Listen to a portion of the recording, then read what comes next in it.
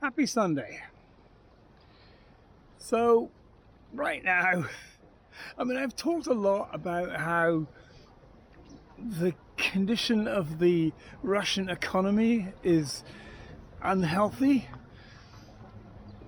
The American economy right now is so close to getting its credit rating downgraded. It's unbelievable. It's just crazy. The reason for that is that the debt that Trump is piling on faster than anyone has ever piled on the debt before is unbelievable. So all these like fucking fiscal conservatives are full of shit because there's been nobody more irresponsible with the country's debt. And to be honest, I don't know how the fuck any of it works because it's just like the debt's just piling up and piling up and piling up. It's like $40 trillion in debt right now and going up. But whatever happens to that money? It never really exists. So I don't really understand. All I know is if the credit rating for the United States gets degraded, that'll be the first time in history that that's happened. And that's bad. So there's that. Excuse me.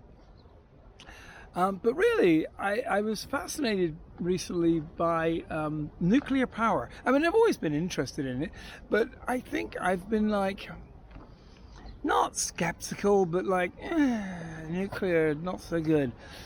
But like Chernobyl, the Chernobyl disaster happened 50 years ago. And then there was 3 Mile Island, which wasn't good. And there's been others, but they've been very small, with no one really getting that hurt.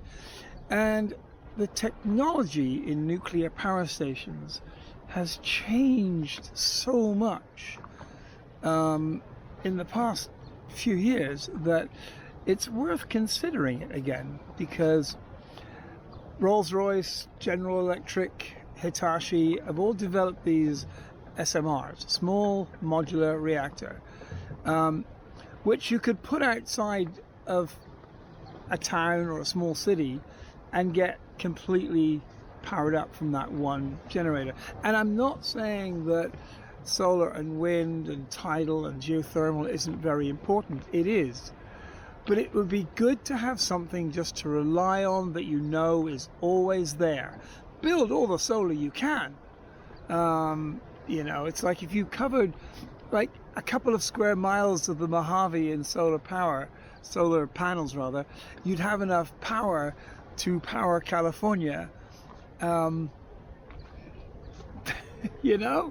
they are building them, but they're not building them quite fast enough. Maybe because they're getting cheaper every day, but who knows.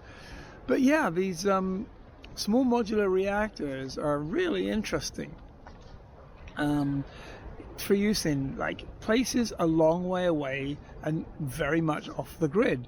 It's really fascinating. And everyone kind of freaks out when you say nuclear because they're just, it sounds, radiation. They've seen the scary movies, but it doesn't seem like it's quite so bad sometimes when you look at it with a fresh perspective. And I don't know, I think that we should probably spend a little bit of time considering these things, because as you can see, the oil, liquid natural gas solution is tentative because it means you're always relying on a country to provide it and deliver it to you. And although America has a lot of oil resources, it doesn't have enough, and a lot of it is a very different type of oil that can't be just easily turned into gasoline. So anyway, that's just a thought. Nuclear power. Submarines and big warships have been nuclear powered for years.